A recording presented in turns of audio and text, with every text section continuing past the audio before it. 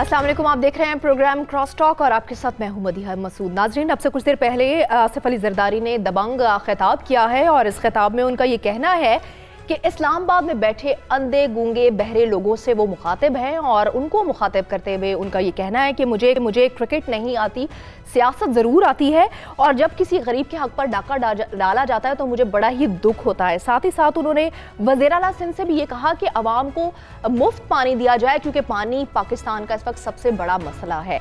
और फिर उन्होंने ये कहा कि 50 लाख घर बनाने वालों ने तो लोगों को बेरोजगार कर दिया है और एंड में ये भी कह दिया कि हुकूमत को मुर्गी और अंडे के सिवा शायद कोई काम भी नहीं आता। इस पर भी हम तफसीलन गुफ्तगू करेंगे और प्रोग्राम के दूसरे हिस्से में हम बात करेंगे अफगानिस्तान, पाकिस्तान और चीन के माबैन सैफ फरीकी मुज़ाकरात का पहला दौर खत्म हो गया और कुछ MOUs भी साइन किए गए हैं।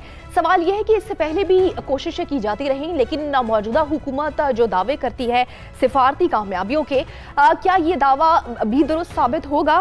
फिर अगले हिस्से में हम बात करेंगे मौसमी बहरान के बाद हुकूमत को अब गैस बहरान का सामना करना पड़ रहा है और वज़ीर पेट्रोलियम ने ये नवीद सुनाई है कि आज रात 10 बजे के बाद जो तमाम सिचुएशन है वो अंडर कंट्रोल होगी। ये सिर्फ वादा ही है, अगर ये वादा है तो क्या इसे हम वफा होते भी देखेंगे? इस पर भी बात करेंगे। आखिर में हम बात करेंगे नैब इन एक्शन, एहतसाब का अमल बिला इम्तियाज यकतरफा है या फिर ये हुकूमत का कोई नया प्लान है, क्योंकि हुकूमत के साथ इसे लिंक किया जा रहा है और ये कहा जा रहा है कि नैब और पाकिस्तान तहरीक इंसाफ का चोली दामन का साथ है। इसमें कितनी सदाकत है, इस पर भी तफसीलन बात करेंगे। तो आइए बढ़ते हैं अपने प्रोग्राम के मेहमानों की जानिब। तो हमारे साथ स्टूडियो में हैं इरशाद अहमद आरिफ साहब, जबकि इस्लामाबाद स्टूडियो से हमें ज्वाइन करेंगे इजहारुल हक साहब। आरिफ हमीद भट्टी सीनियर तज्जियाकार भी हमारे साथ मौजूद हैं।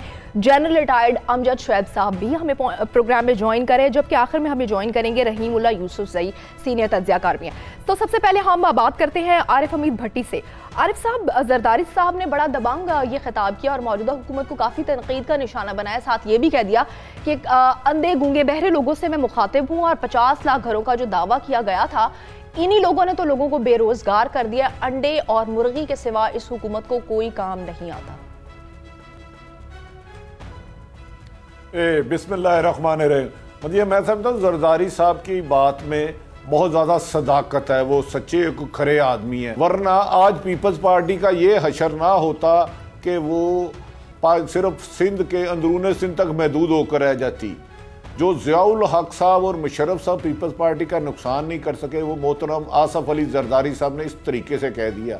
और मुझे समझ में नहीं आती कि वो कहते हैं पानी का बहरान है, मुझे बड़ा दुख होता है जब किसी तरीके जरदारी साहब आपने इस मुल्क में 10 साल 11वां साल लग गया है सिंध का, और सिंध में थर छोड़ें, कराची को 2 कतरे बूंद नहीं आप पानी दे सके। अरबों खरबों रुपए के केस आप पर चल रहे हैं। सिरे महल आप कभी कहते हैं मेरा है, कभी मेडिकल रिपोर्ट पेश कर देते हैं, कभी $20 मिलियन कहते हैं मेरे है, कभी कर देते हैं। बिलावल के साथ आप सिंसियर नहीं है। बिलावल ने, मुझे याद है लास्ट ईयर कहा था 25 दिसंबर को दमादम मस्त कलंदर होगा। आप एयरपोर्ट पर पहुंचे और एक आदमी ने आपको कान में कहा जरदारी साहब आपके लिए नैब तैयार है, आपने ये कारनामे किए हैं। तो आपने तो अपने बेटे की सियासत को भी खराब कर दी। अगर अवाम की आंखें खुल गई, कान खुल गए, जुबान मिल गई बोलने के लिए सच, तो फिर यकीनन आप इतने मजमे में इतना आला झूठ नहीं बोल सकेंगे। इरशाद साहब, आपको क्या लगता है कि आपको अब ख्याल आ रहा है कि अवाम को साफ पानी नहीं मिलता रहा? वज़ीर आला सिंध को वो कह रहे हैं कि साफ पानी प्रोवाइड किया जाए गरीब अवाम को। मुझे बड़ी तकलीफ होती है अवाम जब ऐसे मसाइल का दो चार होती है। लेकिन बात यह है कि अगर अवाम का दर्द होता, तकलीफ होती, जैसे साहब कह रहे हैं कि 10 साल तो आपको मुसलसल तवातुर के साथ हुक्मरानी के मिले हैं ना, कम अज़ कम कराची के मसाइल होते, सिंध के मसाइल हल होते, लोगों को पानी मिलता, लोगों को रोज़गार मिलता, लोगों को सेहत की और तालीम की सहूलतें मिलती। आज भी जो शरह खानदगी है वो सिंध की कहाँ है? और कराची जो सबसे पढ़ा लिखा शहर था इस मुल्क का, अब वहाँ शरह खानदगी क्या है? तो ये इस हद तक तो ठीक कह रहे हैं कि जी अंधे हैं, गूंगे हैं, बहरे हैं, क्योंकि अगर अंधे गूंगे बहरे ना हों तो ये इक़्तिदार किसी भी मुल्क में इस तरह लोगों को इक़्तिदार नहीं मिल सकता। पानी का जो मसला है वो कब पैदा हुआ है, किसके दौर में पैदा हुआ है, किसने जरदारी साहब को रोका है? हालत ये है कि ये थर गए हैं चीफ जस्टिस साहब। वहाँ उन्हें कहा गया कि यहाँ हमने फ़िल्टर प्लांट लगाया हुआ है और साफ़ पानी दे रहे हैं। वो पानी मंगवाया गया चीफ जस्टिस साहब ने वो पिया, बदजायका और बदबूदार पानी था। चीफ मिनिस्टर साहब को उन्होंने कहा कि आप भी पिएं, वो पीने के लिए तैयार नहीं हुए क्योंकि उनको पता था कि ये किस किस्म का, कितना मुज़र सेहत पानी है, कितना ये गंदा पानी है। और साफ लग रहा था कि चीफ मिनिस्टर साहब और उनके जो साथी हैं, उनके जो सरपरस्त हैं, वो पाकिस्तान का पानी पीने के कायल ही नहीं हैं। तो ये सारे मसाइल पैदा करदा किसके हैं? पंजाब में अगर हैं तो वो ज़ाहिर है शरीफ ख़ानदान ज़्यादा अरसा इक़्तिदार में रहा है, वहाँ अगर हैं तो ज़रदारी ख़ानदान है, भुट्टो ख़ानदान है। भुट्टो और ज़रदारी ख़ानदान को और पीपल्स पार्टी को तो सबसे ज़्यादा मौका मिला है इक़्तिदार का। अगर वो मसाइल हल नहीं कर सके तो ज़ाहिर बात है कोई और तो इसका ज़िम्मेदार नहीं हो सकता। अब अगर एहतसाब का शिकंजा उनके गिर्द तंग हो रहा है और अगर वाकई तंग होता है तो फिर उनकी चीख पुकार नेचुरल है, वो चीख पुकार करेंगे। लेकिन ये हमें पाकिस्तानी कौम को सोचना होगा कि क्या हम अब भी इस तमाशे के जो हैं रवादार हो सकते हैं, अब इस तमाशे को जारी रख सकते हैं कि यहाँ वाक़तन एहतसाब भी हो और एक साफ़ सुथरी हुकूमत आए जो अवाम की हमदर्द हो, अवाम की दुश्मन ना हो, जिस तरह की ये माजी की हुकूमतें रही हैं। ठीक है, खित्ते में के लिए अफगानिस्तान, पाकिस्तान और चीन के वज़राए ख़ारिजा के दरमियान हुए मुज़ाकरात, MOU भी साइन किए गए हैं। माजी से कितना मुख्तलिफ है ये सिनेरियो, इसी पर हम बात करेंगे एक ब्रेक के बाद। Stay with us.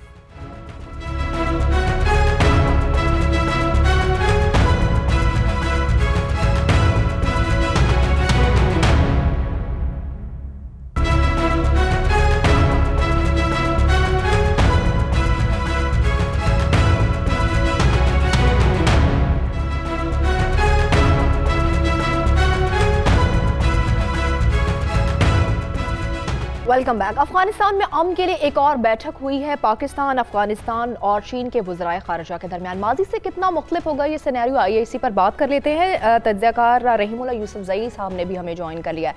Rahimullah Yousafzai साहब, आप फरमाएगा माजी से कितना मुख्तलिफ है ये सिनेरियो। अब ये हुकूमत के लिए एक टास्क भी है कि इस चैलेंज को पूरा करना है। आपको क्या लगता है कितनी कामयाबी हो सकती है?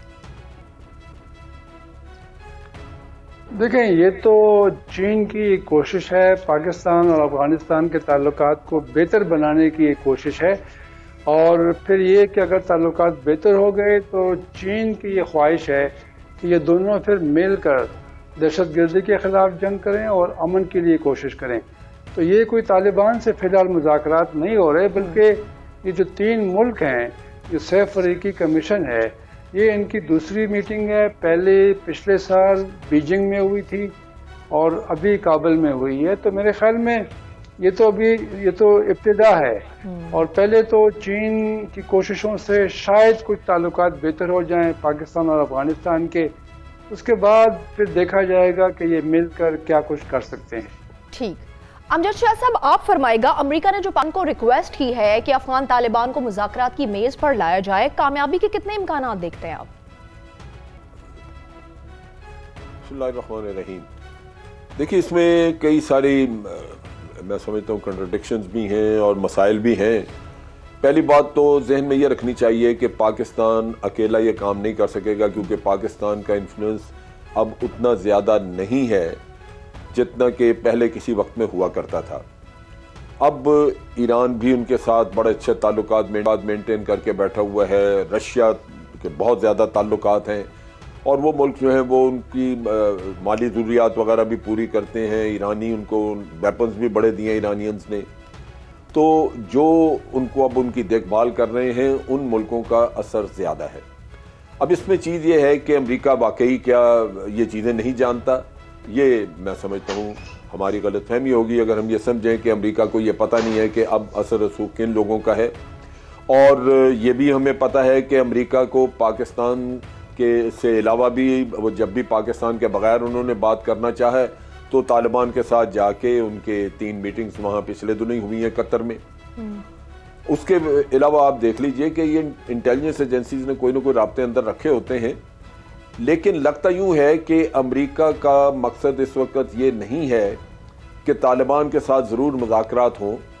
वो ये ज़रूर चाहते हैं कि किसी न किसी तरह जो मॉस्को फॉर्मेट है उसको डिस्टर्ब किया जाए, वो आगे न बढ़ सके और इनिशिएटिव उनके हाथ में वापस अमेरिकन के हाथ में आ जाए, जिसमें वो रशिया को प्रेशराइज नहीं कर सकते, वो ईरान को प्रेशराइज नहीं कर सकते अमरीकी, लेकिन पाकिस्तान को दबाव में ला सकते हैं। लिहाजा पाकिस्तान को दोबारा उन्होंने इस तरफ खड़ा किया कि जी आप आ जाइए और हमारी बातचीत कराएं। जबकि आपको पता है कि पहले भी जब हमने मरी में प्रोसेस ये शुरू करवाया था तो इन्हीं लोगों ने उसको सैबोटाइज किया था। आपको याद होगा कि पहले मुल्ला उमर का किस्सा खड़ा कर दिया, फिर मुल्ला मंसूर अख्तर को मार दिया। तो अमेरिका तो कभी भी इसमें सीरियस नहीं रहा। और फिर उनके जनरल्स के अगर आप स्टेटमेंट्स वगैरह सुने तो वो ये कहते हैं कि जी अमेरिका को फिलहाल वहाँ रहना चाहिए।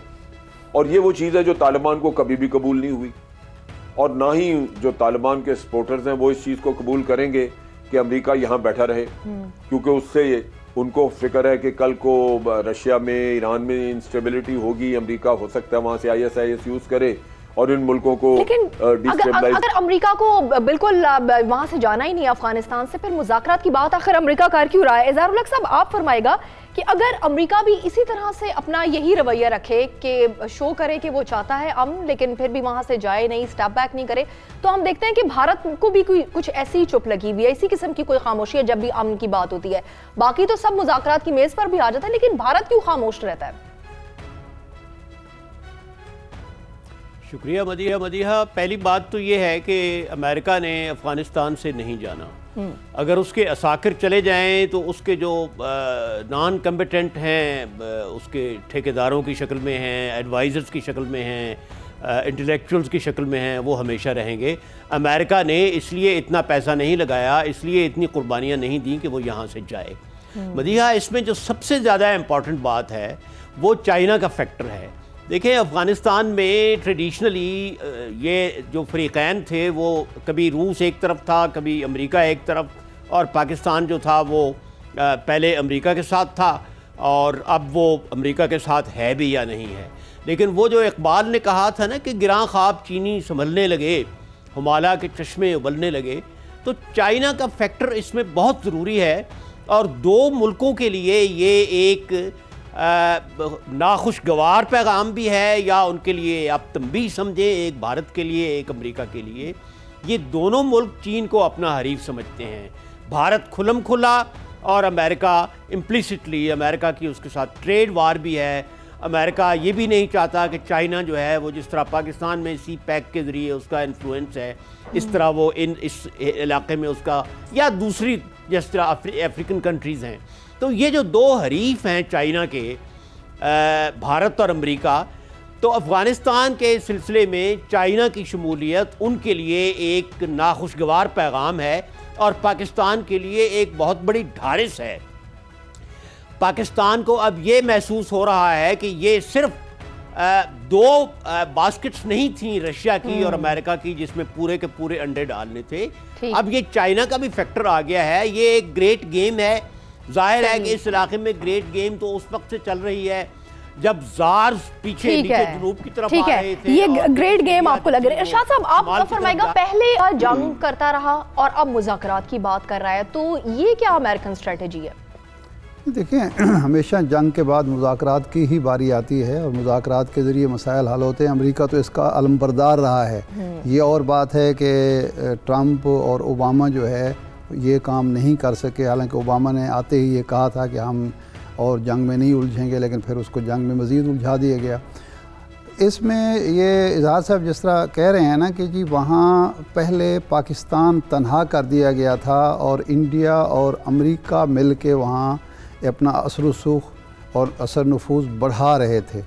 अब चाइना का फैक्टर है। एक तो यही बात है कि चाइना चाहता है कि यहाँ अमन हो और उसके लिए रास्ता खुले, लेकिन इस वक्त जो रहीमुल्लाह यूसुफ़ साहब ज़्यादा बता सकते हैं, जो मेरी मालूमात हैं या जो कुछ मैंने पढ़ा है उसके मुताबिक चाइना वहाँ अपना असर रसूख बढ़ा रहा नहीं बल्कि बढ़ा चुका है। वहाँ बहुत सारे ठेके उसने हासिल कर लिए हैं, मज़ीद ठेके वो हासिल करना चाहता है। और चूँकि अफ़गान अवाम और अफ़गान हुकूमत जो है वो अपने मफादात के सिलसिले में बहुत ज़्यादा हसास है, तो वो कभी नहीं चाहेगी कि जिस मुल्क की वहाँ फ़ौज बैठी हुई है सारे ठेके भी उसको दे दिए जाएं और वो कब्ज़ा मुकम्मल कर दिया जाए। तो उसकी भी ख्वाहिश लगती है कि वो चाइना वहाँ असर रसूख बढ़ाए और चाइना के साथ तजारत भी बढ़े, चाइना को ठेके भी मिलें और मादनी ज़ख़ायर के हवाले से, ताकि एक बैलेंस भी क्रिएट हो और अस्करी क़ुव्वत जो है वो इक़्तिसादी तसल्लुत में कामयाब ना हो सके। तो ये एक ऐसी बात है जो पाकिस्तान के मफाद जो पाकिस्तान के मफाद में जा रही है। और इंडिया जिस तरह से वहाँ अपना असर रसूख बढ़ा रहा था, वहाँ बिरला टाटा की बसें भी नज़र आ रही थी, बाकी सारे मामला थे, उसको थोड़ी सी ब्रेक लगती नज़र आ रही है। अगर ये मुज़ाकरात कामयाब होते हैं, ये कमीशन कामयाब होता है, मामलात आगे बढ़ते हैं, तो इससे पाकिस्तान को भी फ़ायदा होगा, क्योंकि अफ़गानिस्तान का अमन सबसे ज़्यादा पाकिस्तान के मफाद में है और उसके बाद उसके तमाम हमसायों के। ना इंडिया ना हमसाया है, अमेरिका ना हमसाया है, ना उसके कोई सकाफती, तहजीबी, मजहबी इश्तराक है अफगानिस्तान के साथ, जबकि चीन, पाकिस्तान। आप बताएगा, अगर खित्ते में चीन का असर और रसूख बढ़ जाता है तो क्या अमेरिका जो सुपर पावर है वो डाइजेस्ट कर लेगा? देखिए, मेरी अपनी इतला है, जो मेरा अपना मुशाहिदा है, अमेरिका किसी भी सूरत अफगानिस्तान से नहीं निकलेगा। अमेरिका भारत के ज़रिए वहाँ खासी अपनी गिरफ्त कर चुका है और चाइना की एक मैक्सिमम अब कोशिश है कि जैसे चाइना सी पैक का सिलसिला हुआ अफगानिस्तान में, उसका असर और रसूख भी हो। और वो उसके लिए ये जो सिटिंग हो रही है, उधर बैठक मशवरत जारी है, मेरा ख्याल है पाकिस्तान के लिए खुशाइन होगा, अमेरिका और भारत के लिए ये नाकामी का बायस बनेगा। अगर चीन किसी भी तरीके से वहाँ अफ़गानिस्तान में एंटर होता तो उसमें भारत ही कमज़ोर होगा, क्योंकि फ़िलहाल जो अमेरिका ने भारत के ज़रिए अपनी ग्रिप वहाँ मजबूत की है, उसको खासी वीकनेस होगी। और चीन का झुकाव पाकिस्तान में, क्योंकि चीन किसी सूरत में भी नहीं चाहेगा कि अफ़गानिस्तान भारत या अमेरिका के हाथों में खेले।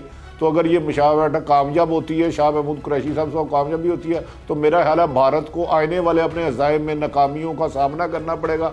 और पाकिस्तान में अमन के लिए बहुत ज़रूरी है कि अफ़गानिस्तान के साथ उसके अच्छे ताल्लुकात रहे, वहाँ भी अमन हो। और वहाँ अमन इसी सूरत में हो सकता है कि भारत का अमल दखल अफगानिस्तान में कम से कम हो, जिसके फ़वाइद सिर्फ पाकिस्तान को पहुँचेंगे। रहीमुल्लाह यूसुफज़ई, आप कि फिर तो मफाद जो अपनी मुल्की मफाद है वो तो हर हुकूमत ने अपने सामने रखा हुआ है और उस वही प्रायोरिटी पर है, और उसी को देखते ही अमन में, अगर खिते में अमन की बात की जाती है तो वो उसी को आगे लेकर चलेंगे। तो जाहिर है हर मुल्क अपने मफाद के लिए काम करेगा। देखें, जो हमसाया ममालिक हैं, ख़ास तौर पे पाकिस्तान और ईरान, उनके ऊपर बहुत बड़ा बोझ है। और चूँकि उनकी सरहदें बहुत लंबी हैं अफ़गानिस्तान के साथ, तो वहाँ के जो मामलात हैं उसका मनफी असर दोनों के ऊपर पड़ा है। वहाँ से लोग बेघर होके आए, अभी भी कोई 10 लाख अफ़गान महाजरीन ईरान में हैं, हमारे यहाँ तो कोई 25-30 लाख हैं। इसके अलावा असला भी आया है, मंशियात भी आई हैं और इल्ज़ाम भी हम पे लगता है। तो बाकी जो ममालिक हैं उनके ऊपर इतना मनफी असर नहीं पड़ा। कोई अफ़गान महाजर जो हैं वो चीन नहीं गए, या वो जो बाकी ताजिकिस्तान है या उज़्बेकिस्तान है, तुर्कमेनिस्तान, वहाँ पे बहुत कम लोग गए हैं। तो एक बात तो ये। दूसरी बात ये है कि देखें, अभी जो हालात अफ़गानिस्तान में हैं उसमें सबसे कलीदी किरदार अमेरिका का था, अभी भी है और आइंदा भी रहेगा। उसकी वहाँ पे फ़ौज है, वो अफ़गानिस्तान की हुकूमत को बनाने वाला है, उसको चलाने वाला है। तो अमेरिका की ये कोशिश होगी कि ये जो भी मसला हल करना है, जो भी फैसला करना है, वो उसके हाथ में रहे। इसलिए उसने रूसी कोशिश की मुखालफत की, वो चीन की कोशिश को भी नाकाम बनाने की कोशिश करेगा। और मेरे ख्याल में ऐसा नहीं है कि चीन कोई सेपरेटली, कोई पैरेलल को वही वहाँ पे कोई काम करना चाह रहा है कि वही सुलह में एक अहम किरदार अदा करे। मेरे ख्याल में ऐसा नहीं है। ये तो एक सैफ फरीकी जो कमीशन बना है उसका इजलास हुआ है, और इसमें ये होगा, कम से कम चीन ने ये वादा किया है कि अगर अफगानिस्तान की हुकूमत चाहे, अगर वहाँ पे अमन कायम हो जाए, तो वो सी पैक को पाकिस्तान से वो अफगानिस्तान तक पहुँचा देंगे। जो उनका एक बड़ा मंसूबा है उसमें अफगानिस्तान को भी शामिल कर लेंगे अगर वहाँ पे अमन कायम हो जाए। तो ये एक इंसेंटिव है अफगानिस्तान के लिए। और इसके अलावा चीन ने जी एक मिनट, जो चीन ने सरमायाकारी की है अफगानिस्तान में, उसका कोई फायदा चीन को नहीं हुआ। देखिए, वहाँ कॉपर माइंस हैं, उसमें सरमायाकारी की $3 बिलियन डॉलर से ज़्यादा, उसमें कोई कमाई चीन को नहीं हुई। वहाँ पे अमन और अमान की सूरत हाल ख़राब है। इसके अलावा चीन ने तेल और गैस के ज़खायर शुमाली अफ़गानिस्तान में उसका ठेका लिया उस पर कोई काम नहीं हुआ। वहाँ पे वॉरलॉर्ड्स हैं, वो अपना कमीशन मांगते हैं।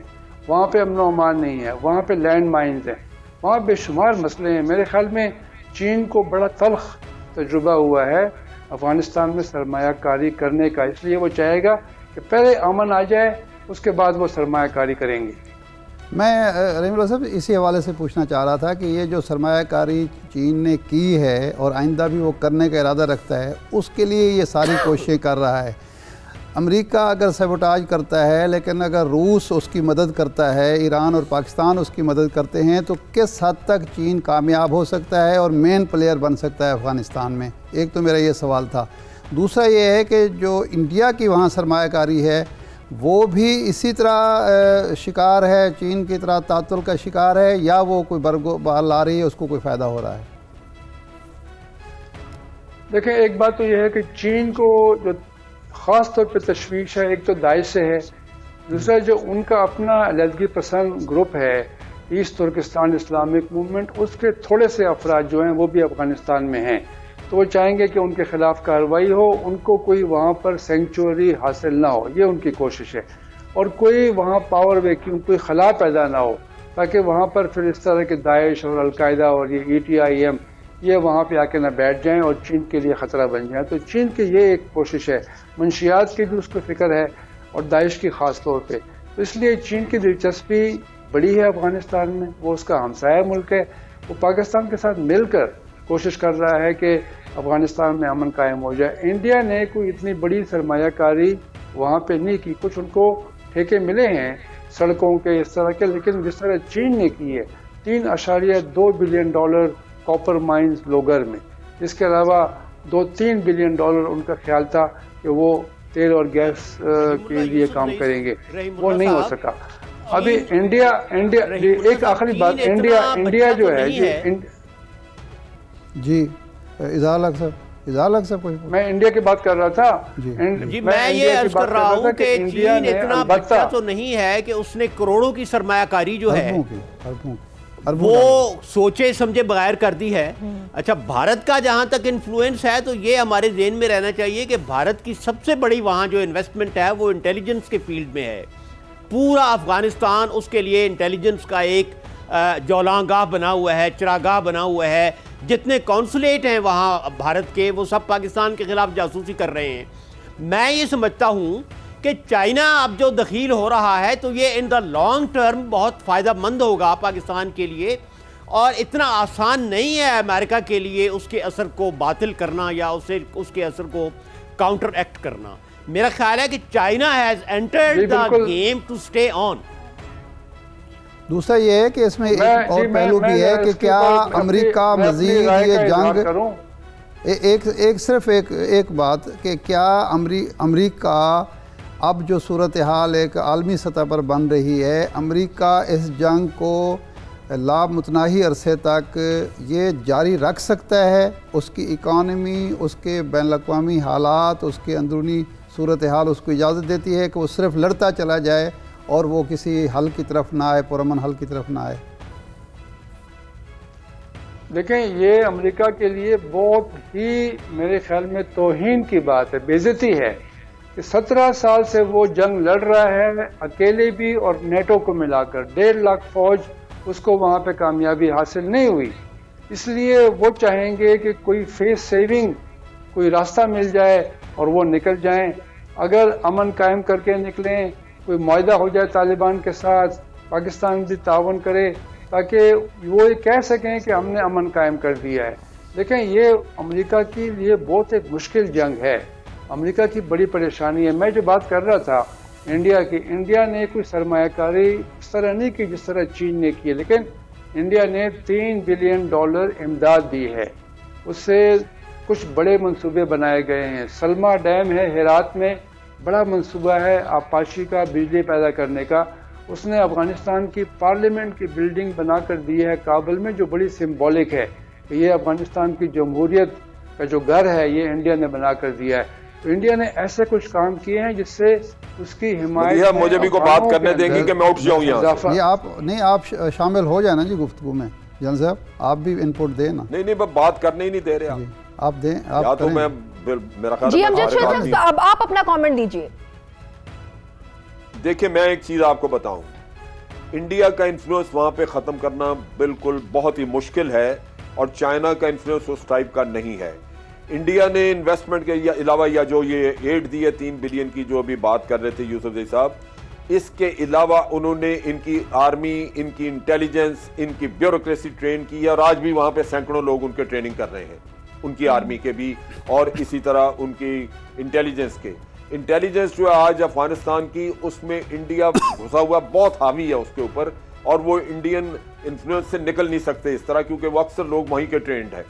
एक चीज तो ये ज़हन में रखें, हमें जो भूलना नहीं चाहिए वो अमेरिका के पिछले साल जो 2 पेपर उन्होंने इशू किए हैं, एक नेशनल सिक्योरिटी स्ट्रेटजी पेपर था, दूसरा साउथ एशिया पॉलिसी थी।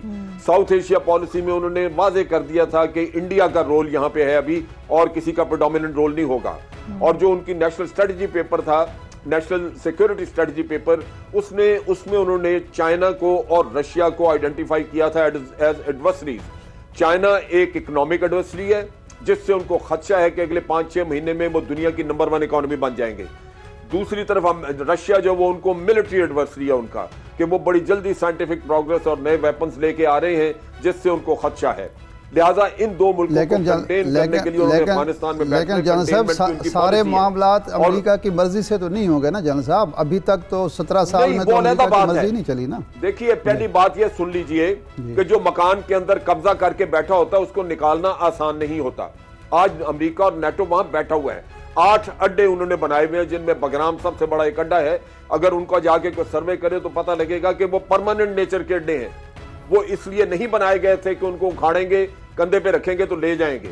लेकिन इस मकान से तो कई लोग बेदखल हो चुके हैं अब तक जनरल साहब, इस मकान से तो रूस, बर्तानिया से लेकर एक तारीख है बेदखल कर दूं ना। जी जी जी जी, देखिए आज वो सिचुएशन नहीं है जब बेदखल होते हैं पूरा अफगानिस्तान उनके खिलाफ होता है। आज अफगानिस्तान में बहुत सारा तबका उनके साथ है। आप नॉर्दर्न अलायंस वालों को देख लीजिए, उन्होंने नॉर्दर्न अलायंस वालों को हुकूमत में बिठाया इसी वजह से कि उनकी हमायत पूरी तरह उनको शामिल है। आज अफगानिस्तान में सिर्फ तालिबान खिलाफ है, बाकी तो बहुत सारे लोग हैं जो उनको चाहते हैं कि बैठे रहे। सर, सोवियत यूनियन को तो वहाँ एक नजरियाती डेप्थ मिली थी, सोवियत यूनियन को तो वहाँ एक नजरियाती डेप्थ मिली थी, एक नजरियाती यूनियन वाला किस्सा नहीं है यहाँ पे अभी। सोवियत यूनियन का किस्सा नहीं, ये तो पैसा खर्च कर रहे हैं वहाँ पे, लोगों को पैसा मिल रहा है वहाँ पे, बहुत सारे लोग हैं जो उनके पैसे पे पल रहे हैं। और प्रॉब्लम है जनरल साहब, मैं करूं कि आप करवा रहे हैं शुमाली इत्तेहाद को, उसने अमेरिका ने साथ मिलाया है, प्रॉब्लम्स हैं, मसाइल हैं, लेकिन शुमाली इत्तेहाद तो तादाद के लिहाज से बहुत कम है। असल तो 47% तो आबादी वहाँ तालिबान की है। तालिबान की आबादी का किस्सा नहीं है, तालिबान के पास एरिया है जहां पे वो या तो वो आजाद हैं या वहां पे कुछ डोमिनेट करते हैं। नहीं, लेकिन आप देखें ना, पख्तून तो 47% तो पख्तून आबादी है, वो तो एक बहुत बड़ा साइजेबल ग्रुप है। लेकिन सारे शुमाली इत्तेहाद के मुकाबले में सारे पख्तून जो है वो बहुत ज्यादा तादाद में, सारे पख्तून तालिबान नहीं बन गए, नहीं तालिबान सारे पख्तून तालिबान नहीं बन गए वहां पे। और आज तालिबान का इशू नहीं है, अफ़गानिस्तान का बुनियादी इशू है। रहीमुल्लाह यूसुफ साहब शायद इत्तेफाक करें कि अफ़गानिस्तान अपने मफाद के हवाले से हमेशा बहुत ज़्यादा और सेंसिटिव रहा है। पाकिस्तान ने जितनी भी मदद की थी जब उनकी हुकूमत मुजाहिदीन की आ गई थी, तो उस वक्त ही पाकिस्तान वहाँ से बेदखल कर दिया गया था, इस नुक्ते नज़र से कि ये डोमिनेंट रोल अदा करने की कोशिश कर रहा है। आज वही सूरत इंडिया की और अमेरिका की नज़र आती है कि जो लोग उसके साथ भी हैं दिल से ये समझते हैं कि ये हमारी आज़ादी के लिए, हमारी खुद मुख्तारी के लिए एक बहुत बड़ा चैलेंज है। तो अगर वो जो माजी का तजर्बा है और इस वक्त के हालात है, अगर 17 साल में ना पैसा काम आया ना असला काम आया, तो आगे कितना अर्सा चल सकता है? मेरा तो बुनियादी सवाल बात सुनिए जी। देखिए आरिफ साहब, बात सुनिए जी। देखिए वहां पे पाकिस्तान की कोशिशें पहले भी नाकाम की गई और पाकिस्तान की कोशिशें नाकाम करने की बुनियादी वजह यह है कि नॉर्दर्न अलायंस और तालिबान नहीं चाहते, नॉर्दर्न अलायंस और इंडिया नहीं चाहता कि तालिबान के साथ मामला फहमी इस तरह हो। वो कहते हैं कि तालिबान को तबाह किया जाए, खत्म कर दिया जाए, लेकिन ये मामला फहमी नहीं होनी चाहिए, कोई एग्रीमेंट नहीं होने चाहिए। ये गुड और बैड तालिबान का इंडिया ने किस्सा चलाया था और अगर कोई तय हो जाता है मामला तो वाज़ेह है कि नॉर्दर्न अलायंस की और इंडिया का इन्फ्लुएंस वहां खत्म हो जाएगा, ये बहुत कम हो जाएगा। ये वो चीज है गेम जिसकी वजह से वो यहां पे कोई मामला चलने नहीं देते आगे। आपने देखा अगर अमन ही मकसद था तो जो मॉस्को में फॉर्मेट मॉस्को में बातचीत हो रही थी उसमें क्या तकलीफ थी? मॉस्को का इन्फ्लुएंस वो जब चाहते हैं तालिबान को बुला लेते हैं मेज पे, चले जाता है इंडिया भी वहां पे, अमेरिका भी चले जाता है। इन्होंने तो रिप्रेजेंटेशन अपनी ऑब्जर्वर भेजे हैं वहां पे, वो भी मॉस्को का मुंह रखने के लिए। ये अगर इंटरेस्टेड थे अमन में तो कोई भी अमन दुनिया में का कोई भी मुल्क ला के दे दे, आप कहेंगे शुक्र अल्लाह का, लेकिन वो चीज है नहीं। और फिर अगर अमन लाना है तो उनको पता है कि तालिबान क्या मांग रहे हैं, क्योंकि ये 3 सेशन उनके साथ कतर में करके आए हैं अमेरिकी, और उनको पता है कि तालिबान का स्टांस क्या है। तालिबान जिस चीज से हटेंगे नहीं वो यही है कि अमेरिका निकले, और वो निकलना नहीं। अगर निकलना हो तो तालिबान के साथ कल एग्रीमेंट हो जाएगा उनका। बिल्कुल, तालिबान ये भी इत्तलात हैं कि तालिबान हुकूमत हिस्सा चाहते हैं, और दूसरा उनका मुतालबा यह है कि अमेरिका इस खित्ते से जाए। लेकिन आने वाला वक्त ही बताएगा कि अमेरिका यहाँ से अपना असर खत्म करता है या नहीं। प्रोग्राम के अगले हिस्से में हम बात करेंगे मौसमी बहरान के बाद हुकूमत को अब पेश है गैस का बहरान, लेकिन नवीद सुनाई गई है कि आज रात 10 बजे के बाद सिचुएशन अंडर कंट्रोल्ड है। क्या सिचुएशन, क्या प्लान है हुकूमत के, इसी पर बात करेंगे एक ब्रेक के बाद। हमारे साथ रहिए।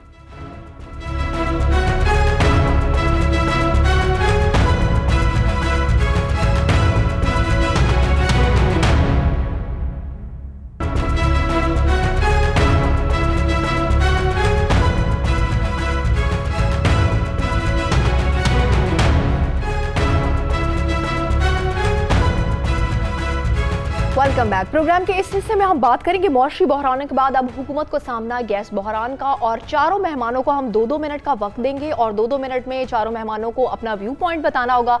उसके बाद फिर हम आगाज करेंगे क्रॉस टॉक का। तो मेरा पहला सवाल है आरिफ हमीद भट्टी आपसे कि गैस का बहरान आपको क्या मुस्तकिल दिखाई देता है या फिर हुकूमत कोई लेयर या लॉन्ग टर्म प्लान? नहीं, मेरा ख्याल है हुकूमत आने से पहले लॉन्ग टर्म प्लान की तो बहुत बड़ा किस्से कराने करते थे, इनका प्लान था ही कोई नहीं।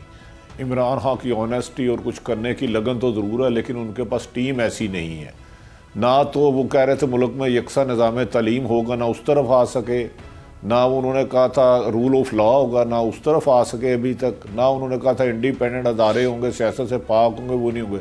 गैस के बहरान के साथ साथ मुझे आने वाले दिनों में मज़ीद बिजली का बहरान भी नज़र आ रहा है और महंगाई मज़ीद होती हुई नज़र आ रही है। मेरा नहीं ख्याल कि हुकूमत फौरी तौर पर इन इक़दामात पर काबू पा सकती है, ख़ुसूसन जो ऐसे सिंध में है, लाहौर के कुछ हिस्सों में भी अभी से लोड शेडिंग गैस की होनी शुरू हो गई है।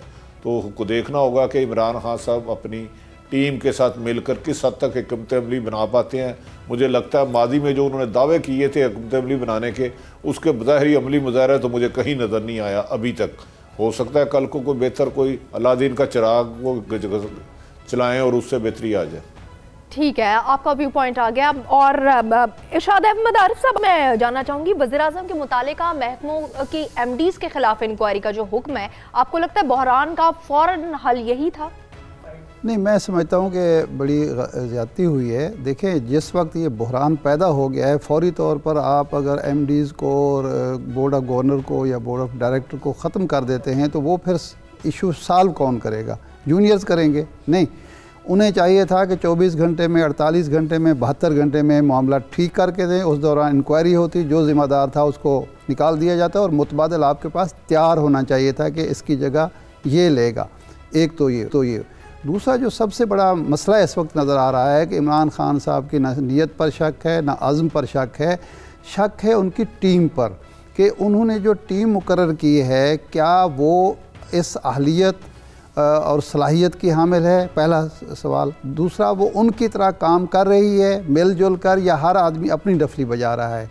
और तीसरा जो इशू है वो ये है कि जो ब्यूरोक्रेसी है, ब्यूरोक्रेसी से ताउन किस तरह लेना है, काम किस तरह लेना है, और जो काली भेड़ें हैं उनको किस तरह कैफर किरदार तक पहुंचाना है, ये साथ साथ करने के काम है। ये ऐसे नहीं है कि अच्छा जी अभी तो वो जो लोग बैठे हुए हैं मियां नवाज शरीफ साहब के दौर के, ज़रदारी साहब के दौर के, जो बहरान हुआ डॉलर का ऐन उस दिन क्यों हुआ जिस दिन वो 100 दिन का जश्न मना रहे थे, तो ये कोई ढकी चुपी बात है, लेकिन किसी के खिलाफ एक्शन तो नहीं हुआ। तो इसका मतलब ये है कि टीम जो है उसके अंदर भी कुछ मामलात हैं, और जो काम करने की सलाहियत है टीम की और ब्यूरोक्रेसी की, उस पर भी कुछ सवालात हैं।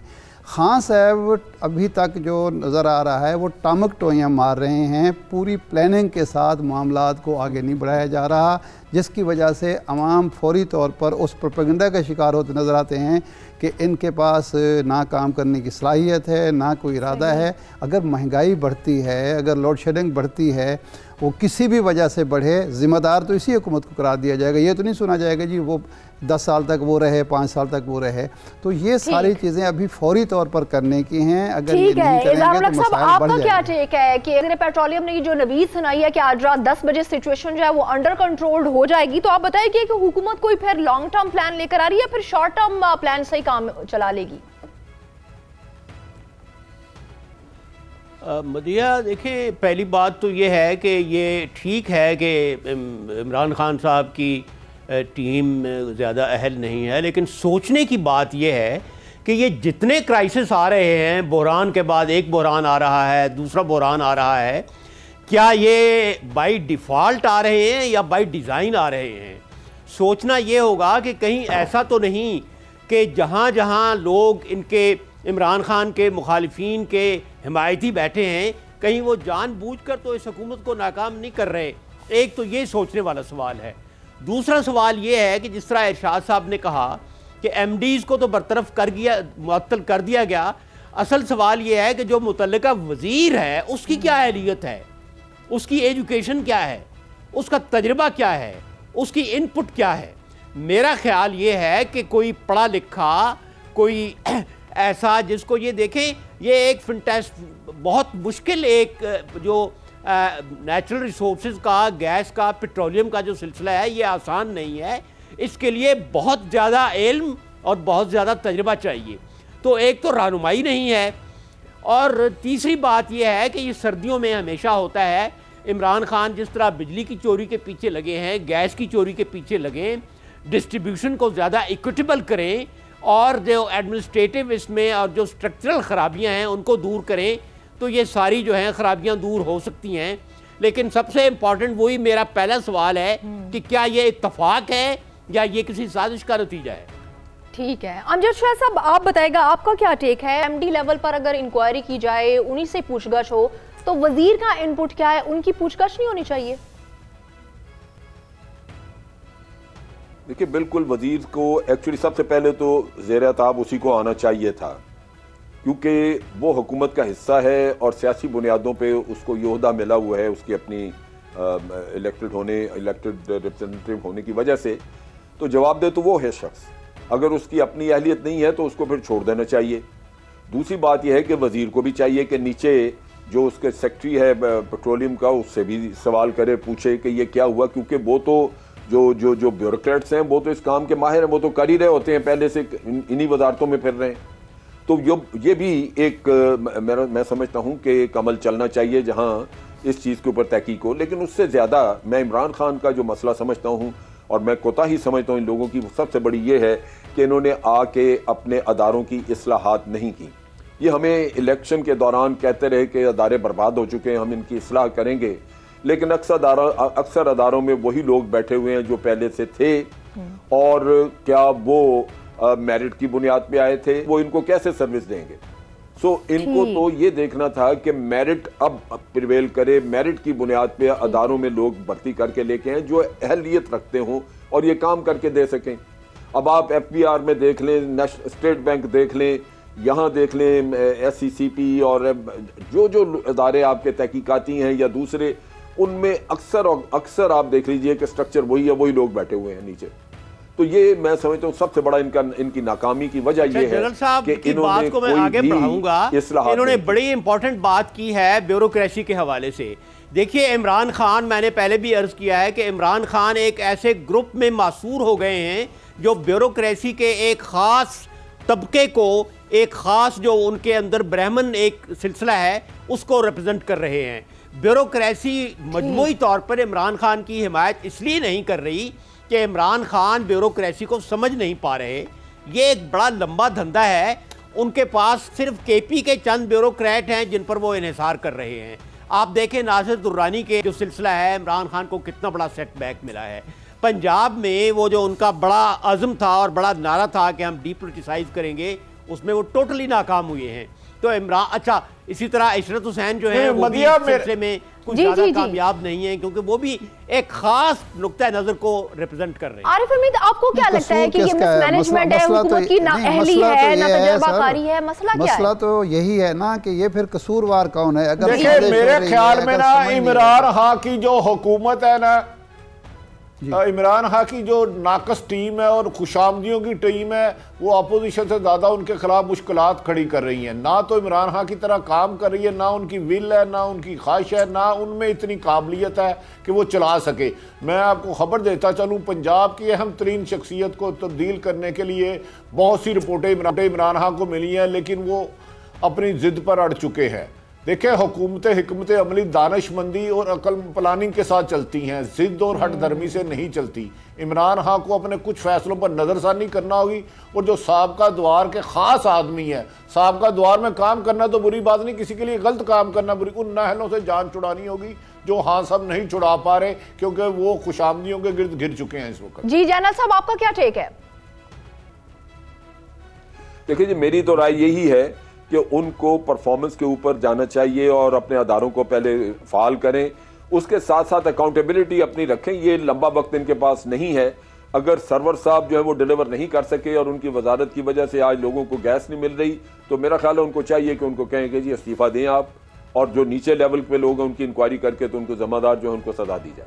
अरशाद साहब, आपका क्या टेक है? अकाउंटेबिलिटी ऊपर से शुरू की जाए तभी फिर निचली सतह तक आना चाहिए? इसके अलावा चाराकार क्या है? देखें, जो इमरान खान साहब नारे लगा चुके हैं, इमरान खान साहब जो अवाम को उम्मीदें दिला चुके हैं, अब वो वक्त है, वो एक टेस्ट कसौटी है, तो उस पर उन्होंने पूरा उतरना है। बुनियादी चीज़ है, मैं जो सवाल उठा रहा था वो ये था कि अगर साजिश हो रही है तो उस साजिश को नाकाम बनाना किसकी ज़िम्मेदारी? मेरी या आरिफ हमीद भट्टी की या इज़हार हक की नहीं है। अगर ये ब्यूरोक्रेसी तामुन नहीं कर रही तो इनसे तामुन लेना किसकी ज़िम्मेदारी है? अगर उनकी टीम परफॉर्म नहीं कर रही, उस टीम को बदलना किसकी ज़िम्मेदारी है? देखें, बुनियादी चीज़ जो है वो इमरान खान साहब, हमें ये मालूम हो रहा है कि जी वो 18 घंटे काम करते हैं, उन्होंने छुट्टी आज तक नहीं की। ये क्या कौम का मुतालबा है? क्या दुनिया में कहीं ऐसा होता है कि आप छुट्टी ना करें? भाई आपको आराम की भी ज़रूरत है, आपकी जो बॉडी है, इंसान है आपको उसके तकाज़े आपने पूरे करने। आप 18 घंटे काम ना करें, आप 8 घंटे काम करें, लेकिन बाकियों से भी 8 घंटे काम लें और उस 8 घंटे में रिज़ल्ट लें। 18 घंटे बैठे रहना काम नहीं होता, 8 घंटे में परफॉर्म करना, रिजल्ट देना। अरशाद साहब ने बड़ी माकूल बात की है। बेशक सिर्फ 8 घंटे काम करे, लेकिन काम नजर तो आए, बातों से ना बहलाएं। अरशाद साहब की बड़ी माकूल बात है जी। मदिया, इमरान खान साहब ने कल कहा है कि जो वजीर काम नहीं करेगा वो घर जाएगा, तो उनको चाहिए कि सुई गैस का और इसका शोबे का जो वजीर है उसको घर भेजें। उसको उन्होंने क्यों सीने से लगा कर रखा है? एमडीज को बरतरफ करने से पहले वजीर को बरतरफ करना चाहिए। अगर दावा करते हैं तो फिर अमल भी उसके मुताबिक करें। लेकिन सवाल फिर यही है, और उससे मैं आप चारों मेहमानों का टेक भी चाहती हूँ कि आप जो 10 बजे तक का टाइम दिया गया, इन शॉर्ट बताएगा कि शॉर्ट टर्म प्लान है हुकूमत के साथ पास, या फिर अब लॉन्ग टर्म प्लान के साथ आ गई है हुकूमत? इरशाद साहब, आपसे शुरू करते हैं। देखें, बात ये है कि 10 घंटे, ये 10 बजे रात 10 बजे जो है ये बहाल हो जाएगी। ये काम तो ज़रदारी साहब भी करते रहे, ये नवाशी साहब भी करते थे, ये शायद खाकान अब्बासी भी करते थे। ठीक है, मसला ये है कि क्या जो शार्टेज थी वो नेचुरल थी? ठीक है, वक्त की इंतहाई किल्लत और प्रोग्राम का वक्त खत्म हो गया। कल फिर आप साथ होगी। अल्लाह हाफिज़।